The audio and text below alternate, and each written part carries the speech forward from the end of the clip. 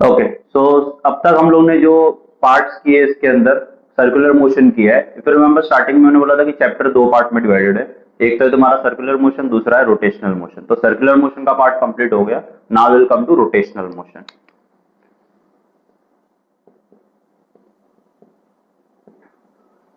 सो rotational के अंदर सबसे पहले तो हमको फाइंड करना होता है कि पहली बात तो रोटेशन के लिए जो एनालॉगस टर्म्स है, जैसे हमने देखा था ना कि एनालॉगस टर्म क्या थे, कि जैसे हम लीनियर में या फिर रेक्टिलिनियर मोशन में जो करते हैं उसको जब सर्कल में बोलेंगे तो क्या होगा, और वैसे ही अभी उसको रोटेशनल में बोलेंगे तो क्या होगा। ठीक है, तो उसको एनालॉगस टर्म्स बोलते हैं।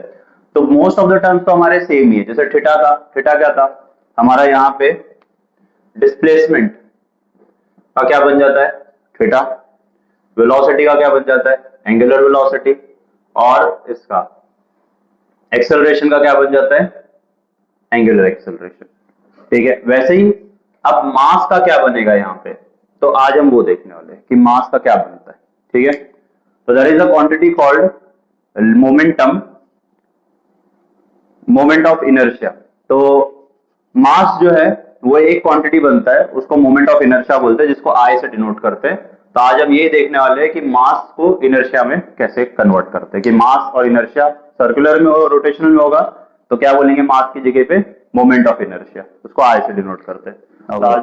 तो we are going to prove that mass जो है वो एनालॉगस है मोमेंट ऑफ इनर्शिया को।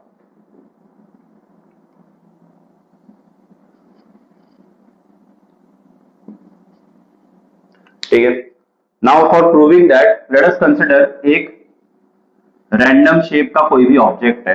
ठीक है, जो रोटेट हो रहा है। अब जहां पे रोटेट होगा तो कोई एक फिक्स्ड एक्सिस होगा जिसके आजू बाजू में रोटेट होगा। सो this is suppose the axis जहां पे ये रोटेट हो रहा है और ये ऐसे घूम रहा है। ठीक है, consider it like a object जो प्लेट जैसा है या फिर कुछ भी है, रैंडम शेप का ऑब्जेक्ट है और यहाँ पे उसका फिक्स पॉइंट है और उसके आजू बाजू में वो ऑब्जेक्ट ऐसे गोल गोल घूम रहा है। ठीक है, so it is performing rotational motion. But अगर मैं इसके ऊपर रैंडमली सपोज एक छोटा सा ऑब्जेक्ट का पार्ट लेता हूँ, मास जिसका m1 है। ठीक है, दूसरा मैंने ले लिया m2, ये हो गया m3, ऐसे m4, ऐसे करते करते रैंडमली इसके अंदर इनफाइनाइट मास तो है नहीं, पार्टिकल कहीं ना कहीं तो खत्म होंगे ना, छोटे छोटे इसके टुकड़े लोगे तो कहीं ना कहीं तो खत्म हो गए, इनफाइनाइट ऑब्जेक्ट तो है नहीं साइज का। तो यहाँ पे जहां ये घूम रहा है, ठीक है, सेंटर इसका रोटेशन है, वहां से इसका डिस्टेंस कुछ होगा r1, इसका डिस्टेंस होगा r2, इसका डिस्टेंस होगा r3, इसका डिस्टेंस होगा r4 एंड सो ऑन। ठीक है, तो कुछ तो डिस्टेंस होंगे उसके। तो मैं मान लेता हूं इस ऑब्जेक्ट में टोटल n मास है, पार्टिकल्स जो हैं। Let m1 m2 m1 m2 dot dot dot mn तक, इसके अंदर n पार्टिकल्स है at a distance r1 r2 rn from axis of rotation. ठीक है, तो जो रोटेट हो रहा है उसके एक्सेस से ही इतना इतना दूर है। नाउ ये जो है ऑब्जेक्ट हमारा रोटेट कर रहा है, तो इसके जो पार्टिकल्स है, जैसे अगर मैं m1 लेता हूं तो ये पूरा चीज तो गोल गोल घूम ही रहा है, अपनी जगह पे रोटेट कर रहा है, बट ये जो पार्ट है वो घूम घूम के बार बार उधर ही आएगा। ठीक है, like if I take a fan, पंखा है, पंखा अपनी जगह पे गोल गोल वहीं पे घूमेगा, बट अगर पंखे का जो ताड़ी है उसके ऊपर मैंने एक सपोज च्युइंगम चिपका दिया, तो च्युइंगम जो होगा वो क्या होगा, वो सर्कल में घूमेगा ना, वो रोटेट नहीं करेगा। पंखा अपनी जगह पे खड़े खड़े गोल गोल घूम रहा है, बट जो च्युइंगम लगाया हुआ है उसके ऊपर वो क्या कर रहा है, वो पूरा सर्कल कंप्लीट करके आएगा। तो एक एक पार्ट ऐसे मान लो च्युइंगम का एक एक टुकड़ा है जो हमने चिपकाया उसके ऊपर, तो वो पूरा का पूरा क्या करेंगे, हर एक सर्कल में घूमेंगे। सो इन दैट केस इनका कुछ तो स्पीड भी होगा। पहले वाले का स्पीड हम मान लेते हैं, लेट v1 v2 ऐसे करते करते vn तक इसका स्पीड होगा। सबका स्पीड अलग अलग आएगा, क्यों, क्योंकि डिस्टेंस जो कवर कर रहे होगी सबका अलग अलग ही आ रहा है ना। अब ये ज्यादा चक्कर काट रहा है, ये कम काटेगा जो बाजू में है, तो इसके लिए स्पीड अलग ही आएगा उनका। ओके, और जो टाइम ले रहे हैं वो क्या हो रहा है, सबका टाइम तो सिमिलर ही, एक चक्कर लगाने के लिए। डिस्टेंस अलग है, टाइम सेम है, तो ऑब्वियसली स्पीड का वैल्यू डिस्टेंस अपॉन टाइम होता है, मतलब स्पीड भी सबका अलग अलग आएगा। तो स्पीड मैंने ले लिया v1 v2 vn तक हो गया। अच्छा, अब पहले वाले का सर्कुलर मोशन कर रहा है, तो सर्कुलर मोशन में उसका काइनेटिक एनर्जी अगर मैं फाइंड करने की कोशिश करूं तो काइनेटिक एनर्जी क्या होगा, नाउ काइनेटिक एनर्जी फर्स्ट वाले पार्टिकल का, काइनेटिक एनर्जी का फॉर्मूला होता है half M V square, isn't it? But V का फॉर्मूला क्या होता है? v is equal to R into omega होता है, इजंट इट? हमने किया ना, v is equal to omega into R या फिर आर इंटू ओमेगा, जो भी लिखना है। तो यहां पे substitute here, so this is half m1, v की जगह पे क्या आ जाएगा? ओमेगा इंटू आर वन, ठीक है? So this is half m1 omega r1 का square. Now I want to do focus here कि मैंने मैंने स्पीड जब लिया था v1 लिया, बट जब मैंने ओमेगा लिया तो उसमें 1 नहीं लिया है। r1 तो डिस्टेंस हो गया उसका, सेंटर से रोटेशन से कितना दूर है, बट ओमेगा मैं सेम ही ले रहा हूं, ओमेगा 1 नहीं ले रहा हूं। अगर मैं दूसरे का भी फाइंड करूंगा तो उसका काइनेटिक एनर्जी सेकेंड वाले का आ जाएगा हाफ m2 v2 का स्क्वायर, उसकी जगह पे सब्स्टिट्यूट करेंगे, आ जाएगा m2 ओमेगा r2 का whole square, that will give you half m2 omega square r2 का स्क्वायर। तो मैं r1 ले रहा हूं, r2 ले रहा हूं, v1 ले रहा हूं, v2 ले रहा हूं, लेकिन ओमेगा ही ले रहा हूं इसका, क्योंकि ओमेगा क्या है? रोटेशन की स्पीड।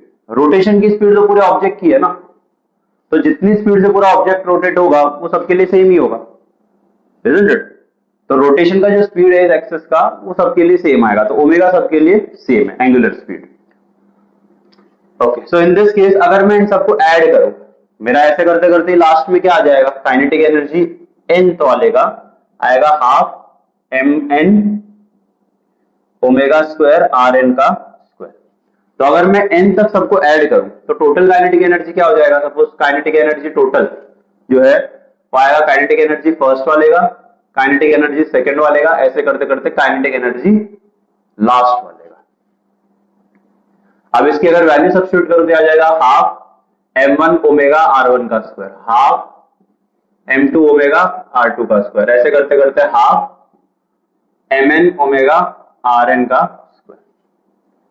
अब इसमें 1/2 ओमेगा और बस ये कॉमन निकल सकता है, तो ये आ गया 1/2, मैंने आगे ले लिया m1 r1 का स्क्वायर प्लस m2 r2 का स्क्वायर, ऐसे करते करते mn rn का square into omega square,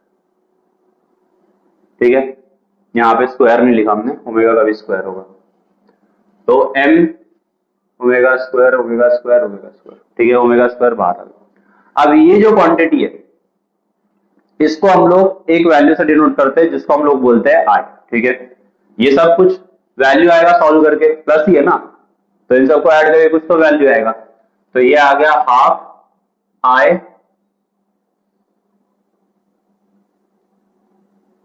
omega square. तो ये जो है इन सबको ऐड करके कुछ तो वैल्यू आएगा, और वो वैल्यू हमने क्या ले ली है? i। तो अगर चाहिए तो I can mention here i का वैल्यू होगा m1 r1 का स्क्वायर, ऐसे करते करते mn rn का स्क्वायर, ठीक है? Now if you compare this, kinetic energy का फॉर्मूला क्या था? काइनेटिक एनर्जी का फॉर्मूला था हाफ m v का स्क्वायर। अब मुझे ये पता है जब कोई चीज रोटेशन या सर्कल में होती है तो स्पीड का क्या बन जाता है? Angular speed, isn't it? Number तो अपनी जगह पे एज इट इज है, मतलब मास का क्या बन गया? I। तो मतलब यहाँ पे I जो है वो क्वांटिटी किसको रिप्लेस कर रही है? मास को, ठीक है? तो एंगुलर अगर लीनियर में होगा तो लीनियर में हमारा क्या होता है? मास। बट अगर रोटेशनल डायनामिक्स इन सब में हुआ तो हमारा क्या हो जाएगा? वो रोटेशनल के हिसाब से मास नहीं यूज करेंगे वहां पे, उसकी जगह पे सिमिलर जो वर्ड यूज होगा वो क्या होगा? मोमेंट ऑफ इनर्शिया, ठीक है? उसको डिनोट किससे करते हैं? आई से, फाइन। अब ये मोमेंट ऑफ इनर्शिया अलग अलग ऑब्जेक्ट के लिए फिक्स्ड होता है कि कितना क्या आएगा शेप के हिसाब से, तो उसकी वैल्यूज जो है वो तुम लोगों को एक टेबल दिया हुआ है उसके अंदर है, तो तुमको वो याद रखनी पड़ेंगी न्यूमेरिकल्स के लिए, ठीक है? कोई कोई सम्स में दे देंगे न्यूमेरिकल्स में, बट सब में नहीं देंगे, तो तुमको याद रखना पड़ेगा वो, फाइन। ओके, सो नेक्स्ट चीज, नाउ हमने देखा जो हमारा मास है उसको रिप्लेस करता है मोमेंट ऑफ इनर्शिया। नाउ वैसे ही हम देखेंगे हमारा जो मोमेंटम है, लीनियर मोमेंटम, ठीक है? मोमेंटम का जो फॉर्मूला होता है P is equal to m into V, ठीक है। मोमेंटम का मतलब होता है कितने मास की चीज कितने स्पीड से जा रही है, तो उसको मोमेंटम बोलते हैं। लीनियर मोमेंटम को जो है हमारा एंगुलर मोमेंटम रिप्लेस करता है, तो अभी उसके लिए डेरिवेशन करते हैं। तो लीनियर मोमेंटम, तो जैसे हम लोग ने इसके लिए फॉर्मूला लगाया मास के लिए, वैसे अब उसके लिए भी करेंगे। तो अगेन सपोज एक रैंडम शेप का ऑब्जेक्ट है मेरे पास, इस रैंडम शेप के ऑब्जेक्ट को किसी एक्सेस के पास घुमाया, मतलब जिस जगह पे रोटेट कर रहे हैं वो एक्सेस हो गया, उसकी स्पीड हो गई ओमेगा। अगेन इसके ऊपर मैं अलग अलग ऑब्जेक्ट्स के पार्टिकल कंसिडर करता हूँ, m1 हो गया एक पार्टिकल इधर, m2 हो गया इधर, m3 हो गया यहाँ पे, तो इसका कुछ डिस्टेंस होगा एक्सेस ऑफ रोटेशन से r1 हो गया, इसका कुछ डिस्टेंस r2, इसका यहाँ से डिस्टेंस हो गया r3, ऐसे करते करते टोटल n ऑब्जेक्ट्स होंगे मेरे पास। तो इनका मास हो गया m1 m2 ऐसे करते करते mn तक, डिस्टेंस हो गया r1 r2 ऐसे करते करते rn तक। अब मैं अगर एक एक ऑब्जेक्ट का मोमेंटम निकालू तो पहले वाले का मोमेंटम क्या आ जाएगा, P1 is equal to m1 into V1, V1 पहले वाले की स्पीड है, P2 is equal to m2 into V2 ऐसे करते करते Pn is equal to mn into Vn, ठीक है।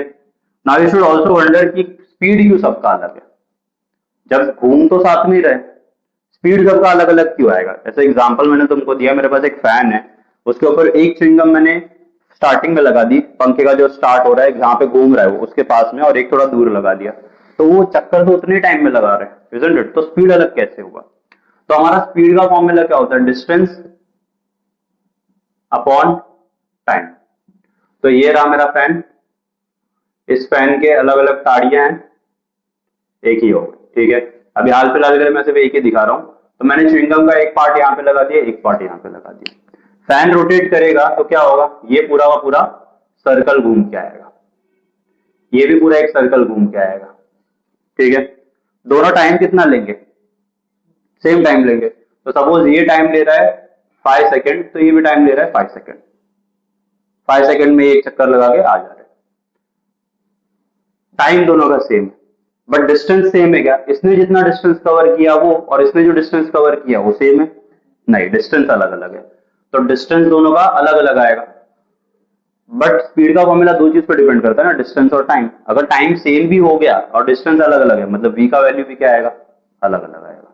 तो इसके लिए दोनों का स्पीड या तीनों का स्पीड अलग अलग होगा, जितने भी पार्टिकल तुम लोगे, समझ रहे। तो स्पीड अलग है, बट एंगुलर स्पीड मतलब ओमेगा वो सेम है, क्यों, क्योंकि रोटेट तो वो जो फैन है वो कर रहा है, तो वो उसका सेम ही आएगा सबका, isn't it? फैन तो सेम स्पीड से रोटेट कर रहा है ना अपनी जगह पे। तो वैसे ही यहाँ पे इसके लिए हम बोल रहे हैं V1 V2 V3 Vn ऐसे सबका अलग अलग आएगा, ओके। तो यहाँ पे V का जो वैल्यू होगा R इंटू ओमेगा होगा, तो हम पहले ही V का वैल्यू सब्स्टिट्यूट करते हैं, एंड में भी कर सकते हो बट एंड में फिर बाद में कंफ्यूजिंग हो जाता है, इसके लिए हम लोग यहीं पे पुट कर देते हैं। बट V का वैल्यू आएगा R इंटू ओमेगा, तो ये आ जाएगा P1 is equal to M1 R1 omega, दूसरे का आएगा P2 ऐसे करते करते लास्ट वाले आएगा MN RN ओमेगा। ये हमारा मोमेंटम का वैल्यू है, ठीक है। मोमेंटम लीनियर के लिए हो गया, बट हमको चाहिए एंगुलर में, तो एंगुलर में L का वैल्यू होता है, बट L का वैल्यू होगा P इंटू V, तो L1 का वैल्यू आ जाएगा P1 इंटू V1, L2 का वैल्यू आ जाएगा P2 इंटू V2, ऐसे लास्ट वाले का वैल्यू कितना आएगा, N वाले का आएगा Pn इंटू Vn। अब अगर इसमें वैल्यू सब्स्टिट्यूट करें तो ये आ जाएगा L1 is equal to M1 R1 omega, और V का खुद का वैल्यू क्या होता है R1 इंटू ओमेगा, ठीक है। V का खुद का वैल्यू भी क्या है R इंटू ओमेगा, तो ये आ जाएगा L1 is equal to M1 R1 का स्क्वायर ओमेगा का स्क्वायर। वैसे अगर बाकी का सब्स्टिट्यूट करोगे तो लास्ट तक आएगा Ln is equal to M1 MN Rn का स्क्वायर ओमेगा का स्क्वायर, ठीक है। फिर इसको टोटल करेंगे तो टोटल का फॉर्मूला क्या आएगा, L is equal to L1 plus ऐसे करते करते लास्ट वाले N तक, ये आ जाएगा M1 R1 का square omega square MN Rn का स्क्वायर ओमेगा का स्क्वायर। हाँ यहाँ पे, क्योंकि यहाँ पे M1 R1 ओमेगा है और R1 ओमेगा, तो उनको मल्टीप्लाई करेंगे तो स्क्वायर हो जाएगा। तो यहाँ पे m1r1 का स्क्वायर ऐसे करते करते लास्ट में mn/rn का स्क्वायर और उसमें से ओमेगा स्क्वायर कॉमन। तो इफ यू रिमेंबर हम लोग ने m1r1 square plus m2r2 square का जो वैल्यू था उसी को i लिया था, तो ये आ गया i इंटू ओमेगा स्क्वायर। तो यहाँ पे एंगुलर मोमेंटम और आ जाता है मोमेंट ऑफ इनर्शिया। ठीक है, एक बार आपको बताता हूँ। यहाँ पे हमने एक ऑब्जेक्ट लिया जिसका मास m1 m2 ऐसा सब ले लिया और वो ऑब्जेक्ट रोटेट कर रहा है एक फिक्स जगह पे, कितने स्पीड से, ओमेगा एंगुलर स्पीड से। अब ऑब्वियसली वो एक्सिस ऑफ रोटेशन से कुछ डिस्टेंस पे होंगे, तो r1 r2 rn उनका परपेंडिकुलर डिस्टेंस ले लिया। अब मुझे फाइंड करना है एक्चुअली एंगुलर मोमेंटम के लिए कि वहां पे मोमेंट ऑफ इनर्शिया कैसे यूज होता है, I। तो मोमेंटम का पहले मैंने फॉर्मूला लगाया, मोमेंटम का फॉर्मूला होता है m इंटू वी। तो P1 का क्या आ जाएगा, m1 v1, P2 is m2 v2, ऐसे करते करते n के लिए। बट v का खुद का फॉर्मूला क्या होता है, r इंटू ओमेगा। तो मैंने वो वैल्यू इधर सब्स्टिट्यूट की, तो P1 का वैल्यू आ गया m1 r1 ओमेगा, Pn का वैल्यू आ गया mn rn omega. But L मुझे करना ना, एक्चुअली हम लोग एंगुलर मोमेंटम का फाइंड करने की कोशिश कर रहे हैं। तो एंगुलर मोमेंटम के लिए क्या होगा, L1 is equal to P1 into V1 formula. L2 का भी हो जाएगा, P1 का वैल्यू तो हमें ऊपर आया m1 r1 ओमेगा, वो लिख दिया, और V का जो खुद का वैल्यू होता है r इंटू ओमेगा। तो V1 का क्या हो जाएगा, r1 इंटू ओमेगा। ओमेगा और ओमेगा मल्टीप्लाई होकर ओमेगा का स्क्वायर हो जाएगा, m1 r1, और r1 भी 2 बार है तो r1 का स्क्वायर हो गया। ऐसे करते करते लास्ट के लिए टोटल करने के लिए क्या करेंगे, सबको ऐड करेंगे। इनमें से ओमेगा स्क्वायर कॉमन ले सकते हैं, बचा हुआ जो ब्रैकेट में रहा m1 r1 स्क्वायर, ऐसे करते करते ये क्या होता है, ये मोमेंट ऑफ इनर्शिया का फॉर्मूला होता है। तो यहाँ पे आ गया। ठीक है, तो एंगुलर मोमेंटम का रोटेशन के हिसाब से फॉर्मूला क्या होता है, I into omega square moment of inertia के लिए। ठीक है, अब वैसे उन्होंने टॉर्क के लिए दिया है, तो टॉर्क के लिए भी सिमिलर वे में है, वो तुम लोग करोगे। ठीक है,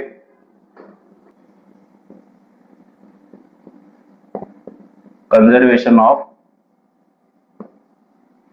एंगुलर मोमेंटम। ठीक है, now conservation of angular momentum में पहली बात तो कंजर्व होने का मतलब क्या है, कोई चीज जो हम लोग यूज कर रहे हैं अगर वो पार्ट बच गया, ठीक है, मैंने कुछ एनर्जी दी, अगर वो पार्ट बच गया, वो यूज नहीं हो पाया, तो वो कहीं और काम आ जाएगा, उसको कंजर्वेशन ऑफ एंगुलर मोमेंटम। अब किसका कंजर्वेशन हो रहा है, एंगुलर मोमेंटम का।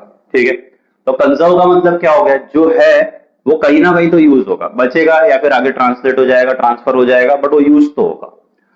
एंगुलर मोमेंटम होना चाहिए। अब एंगुलर मोमेंटम का मतलब क्या था, इसको किससे डिनोट किया था हम लोग ने, एंगुलर स्पीड का हमारा था ओमेगा। एंगुलर मोमेंटम का मतलब क्या था, एंगुलर मोमेंटम को डिनोट कर देते एल से। ठीक है, वैसे मोमेंटम क्या होता है हमारा, पी। लीनियर होगा तो पी होता है, और एंगुलर हो गया तो एल होता है। पी मतलब जब स्ट्रेट लाइन में सब में जा रहा होता है, लीनियर हो गया। एंगुलर मतलब क्या, जब गोल घूम रहा होगा उस टाइम पे जो मोमेंटम होगा। मोमेंटम का मतलब क्या होता है, बेसिकली कितने वजन की चीज कितने स्पीड से जा रही है। ठीक है, सर्कल्स में घूम रहा है, एंगल की वजह से कुछ चेंज हो रहा है उसमें, तो उसको एंगुलर मोमेंटम बोलते हैं। ठीक है, नाउ एक एग्जांपल हम लोग ने इसका देखा था कल, एक रॉड लिया था हमने, इस रॉड के यहाँ पे हम लोग ने ऐसे कुछ तो बांधा था कि एक साइड में इसके एक मार्कर था और दूसरे साइड में हम लोग ने इससे क्या, एक डस्टर जैसा बांधा हुआ था। ठीक है, तो अगर मैं इसको यहां से छोड़ूंगा तो ग्रेविटी की वजह से ये नीचे आ जाता है, बट अगर इसको दूर से छोड़ेंगे तो क्या हो जाएगा, तुम जितना दूर से उसको थोड़ा मोमेंटम दे रहे हो, वो एक्चुअली आके इधर तक आना चाहिए था। ठीक है, लेकिन वो एनर्जी तो उसको दे दी तुमने, वो मूवमेंट तो दे दिया उसको। अब कोई वजन की चीज को तुमने मूवमेंट दे दिया, मतलब क्या हो गया, उसका मोमेंटम हो गया। और इस केस में वो क्या होना चाहिए था, सर्कल में घूमना चाहिए था। ठीक है, अब पूरा सर्कल भले ही ना जाए, बट पेंडुलम जैसा यहां तक आके यहां तक जाने जितना तुमने दिया था, बट क्योंकि जब तुमने इसको छोड़ा यहां से, तो जब ये नीचे गया तो ये ऊपर चढ़ गया, क्योंकि ग्रेविटी की वजह से दूसरे साइड ने उसको नीचे पुल कर लिया। तो वो जो मोमेंटम तुमने दिया है वो उसका क्या करेगा, तो वो उसको और ज्यादा दूर लेके जाएगा। ठीक है, क्योंकि वो जो मोमेंटम मिला है उसको यूज करना चाहता है, ये कंजर्व करना चाहता है, कहीं ना कहीं तो उसको यूज करना ही है वो। तो वो कंजर्व कैसे करेगा, उसको यूज कर लेगा जल्दी से नीचे गिरने के पहले। तो क्या हो जाएगा, ये नीचे गिरने के पहले उसको ओवरटर्न हो जाता है। Now there are two theorems that we are gonna do. Proof नहीं है, अपने को सिर्फ इसका फॉर्मूला यूज करना है। तो थियरम ऑफ पैरेलल एक्सिस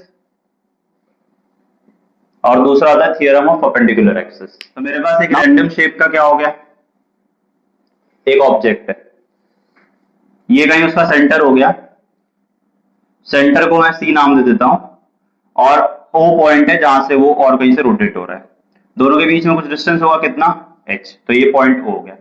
अब ऑब्वियसली यहाँ पे इसकी जो स्पीड होगी, रोटेशन की स्पीड वही रखेंगे हम कि यहाँ पे भी ओमेगा है और यहाँ पे भी ओमेगा है। तो अगर सेंटर से रोटेट हो रहा है तो उस टाइम पे मोमेंट ऑफ इनर्शिया हम लोग मान लेते हैं इसका क्या है, आई ऑफ सी। अगर ओ से रोटेट हो रहा है तो मोमेंट ऑफ इनर्शिया हो गया आई ऑफ ओ। तो in that case I of O का जो वैल्यू आएगा वो आएगा I of C plus M into H का स्क्वायर। एम क्या है, इस ऑब्जेक्ट का मास। राइट, तो this is theorem of parallel axis. एक थिन रिंग का हमें दिया हुआ है मोमेंट ऑफ इनर्शिया, तो ये एक थिन रिंग हो गया। अगर सेंटर से पास हो रहा है, ठीक है, तो इसका तुम लोगों को टेबल में दिया हुआ है कि सपोज ये सेंटर पे रोटेट होता है एंगुलर स्पीड ओमेगा से, तो इसका मोमेंट ऑफ इनर्शिया सेंटर पे कितना आएगा, आई ऑफ सी का वैल्यू हो गया एम इंटू आर का स्क्वायर फ्रॉम दी टेबल। ठीक है, M being the mass, R मतलब इसका रेडियस। सो अगर मुझे मोमेंट ऑफ इनर्शिया यहाँ पे ले लूं, यहाँ पे ले लूं, सपोज यहाँ पे ले लेते, एक पैरेलल पॉइंट चाहिए मुझे, तो वो पॉइंट हो गया ओ। अगर मैं इसको यहाँ पे घुमाऊं वही सेम स्पीड से, तो मुझे मोमेंट ऑफ इनर्शिया का जो फॉर्मूला आएगा I of O equal to, इनके बीच में कुछ तो डिस्टेंस भी होगा तो डिस्टेंस हम एच लेंगे, is I of C M into H का स्क्वायर। तो आई ऑफ सी कितना आया था मेरा, एम आर का स्क्वायर एम इंटू एच का स्क्वायर, तो ये आ गया एम ब्रैकेट में R square plus H square. तो अब जो मोमेंट ऑफ इनर्शिया होगा उसका फॉर्मूला ये बन गया बस। तो मुझे हर एक शेप के लिए वो पैरेलली उसको किस पॉइंट पे रोटेट होगा उसका फॉर्मूला डायरेक्टली मिलता जाएगा इसको यूज करके। हर बार अलग अलग के लिए फॉर्मूला याद रखने की जरूरत नहीं है ना। अब रिंग के लिए मैं तुमको बोलूं सेंटर का ये है, इधर का ये है, इधर का है, इसके पैरेलल जितने भी पॉइंट है उन सबके लिए फॉर्मूला ऐसे बन सकता है। Is another thing called perpendicular axis theorem.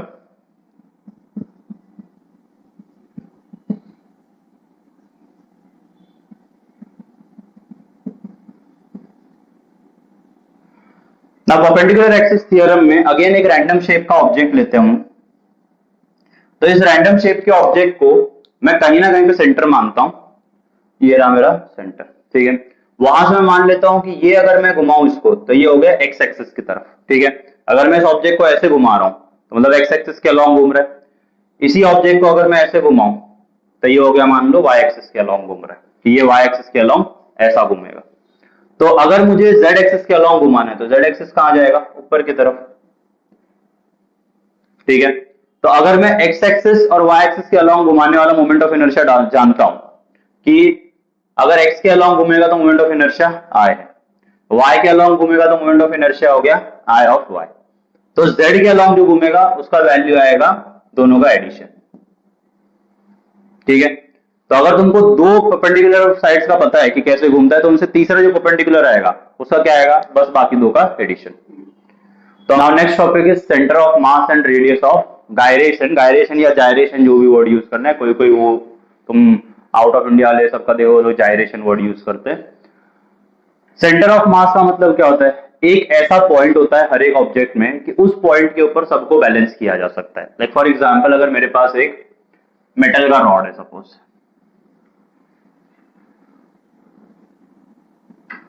इस रॉड को अगर मैंने प्रॉपर्ली वेट दिया हुआ है, मतलब इसका एटम सब प्रॉपर्ली डिस्ट्रीब्यूटेड है, तो एग्जैक्ट सेंटर पे अगर मैं इसको अपने फिंगर टिप्स पे रखूं तो शायद मैं बैलेंस कर पाऊंगा।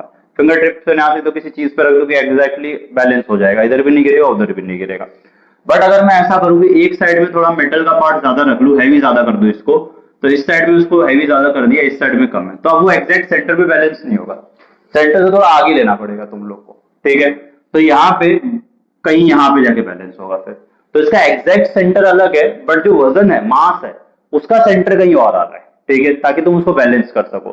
तो जिस पॉइंट पे तुम उसको बैलेंस कर सकते हो वो जरूरी नहीं कि एग्जैक्टली सेंटर पे आएगा। अगर मटेरियल होमोजीनियस होगा, मतलब बराबर बनाया होगा, प्रॉपर्ली डिस्ट्रीब्यूट किया होगा, तो एग्जैक्टली सेंटर पे आता है।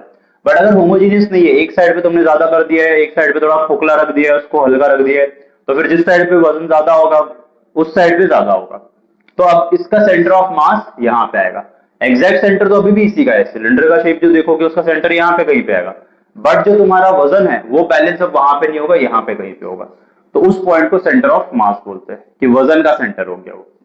अब ये सेंटर ऑफ मास क्या होता है उसका मीनिंग हमने देख लिया। अब रेडियस ऑफ जायरेशन या रेडियस ऑफ गायरेशन क्या होता है, ये सेंटर ऑफ मास जो है वो और एक्सिस ऑफ रोटेशन। मैं अगर इसको यहाँ पे घुमा रहा हूं, सपोज सिलेंडर को तुम इसको ऐसे घुमा रहे हो इस तरफ, तो अगर मैं इसको घुमाऊं ऐसे तो इसके बीच में कुछ तो डिस्टेंस होगा ना, इसके सेंटर ऑफ मास में और एक्सिस ऑफ रोटेशन में कुछ डिस्टेंस है। तुम यहां से भी घुमा सकते हो, नो प्रॉब्लम, बट तुम रैंडमली किसी और पॉइंट से भी घुमा सकते हो। तो तुम्हारे सेंटर ऑफ मास और एक्सिस ऑफ रोटेशन के बीच में जो डिस्टेंस होता है उसको रेडियस ऑफ गायरेशन होता है। ठीक है, इसको डिनोट करते हैं के से। Fine, clear, centre of mass और रेडियस ऑफ गायरेशन। तो सेंटर ऑफ मास क्या होगा, कोई भी ऑब्जेक्ट का एक ऐसा पॉइंट जहां पे सारा का सारा वजन बैलेंस किया जा सकता है। ठीक है, दूसरा रेडियस ऑफ गायरेशन क्या होगा, जहां से तुम उसको रोटेट कर रहे हो और जहां पे उसका सेंटर ऑफ मास है उसके बीच में जो डिस्टेंस है वो रेडियस ऑफ गायरेशन होता है। अब एक्चुअली रेडियस देखने जाओ तो सिलेंडर का रेडियस तो ये होगा, इजंट इट, और अगर तुम रोटेशन का देखोगे रेडियस तो यहां से लेके यहां तक होना चाहिए। बट रेडियस ऑफ गायरेशन का मतलब एक्चुअली रेडियस नहीं होता, सिर्फ जो पॉइंट ऑफ मास है तुम्हारा, सेंटर ऑफ मास जिसको बोलते हैं वो, और तुम लोग का जो ऑब्जेक्ट का रोटेशन वाला जगह है उसके बीच में जो डिस्टेंस होता है वो रेडियस ऑफ गायरेशन होता है, उसको के से डिनोट करते हैं।